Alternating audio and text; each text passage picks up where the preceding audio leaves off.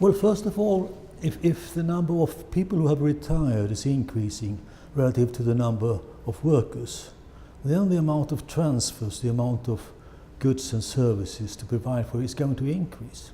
So, and if some of this is paid for, is transferred for by the government and the welfare state, it will be a financial threat, of course.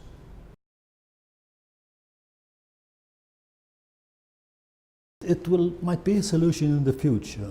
So Spain is expected to have a very high proportion elderly in 2040, 2050 and so on later on.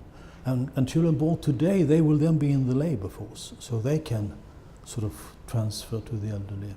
But in the next 25 or 30 years, it takes some time for them to get into the workforce. And meanwhile, it comes even worse, because the parents have to stay home to look after the children, and you need more resources for schooling of children and daycare and so on. So in the next 25 years or so, it's not a solution. It's a solution in the very long run.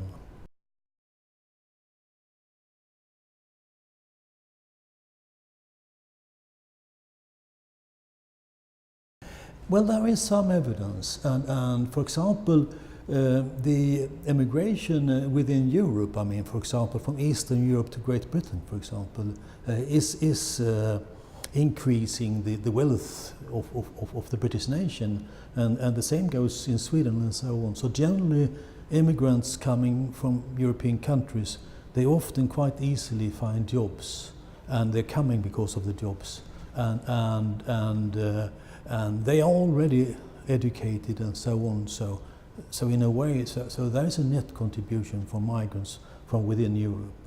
Outside of Europe, I don't think that will help the issue about population aging.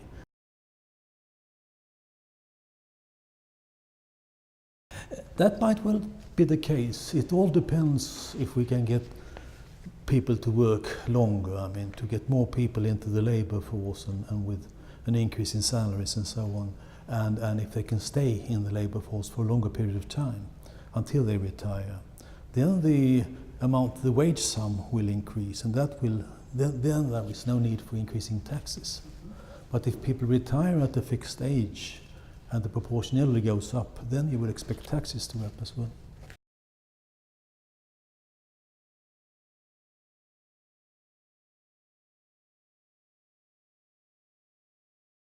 Well, in Sweden, for example, to start with, so the proportion younger people that are unemployed and not in schooling or training and so on is very few.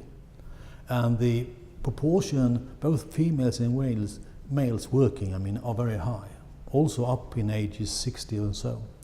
So we don't have that much room for expansion. It's more like some immigrant groups in Sweden, then you could expect more people to get into work. Spain is very different.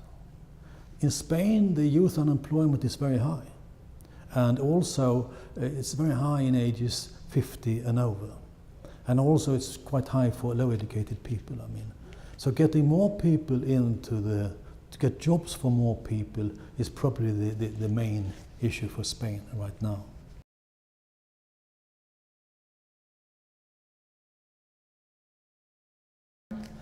I believe so. I believe so, certainly. And for the reasons we mentioned before, you need more transfers. I think it's important to create incentives for young people to find jobs and to continue schooling. The dropout for school children in Spain is very high, comparative to Sweden, for example. And both among people who are born in Spain and immigrant children, I mean, so the dropout rate is very high. So I think you need to deal with this issue and to get down the employment rates and to create incentives for people to stay longer in the labour force.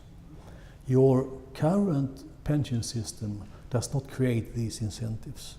The Swedish pension system creates incentives to stay longer in the labour market. So you might consider a change of your pension system.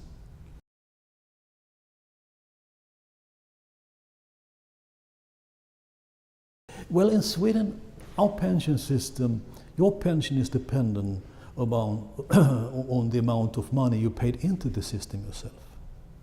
So it depends on your contributions.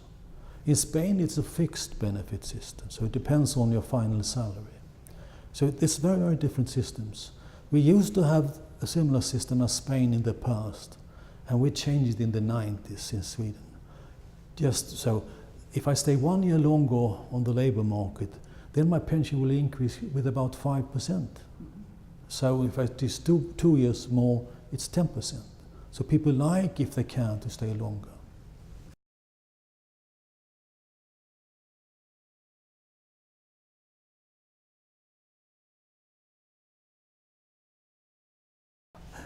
I don't think so.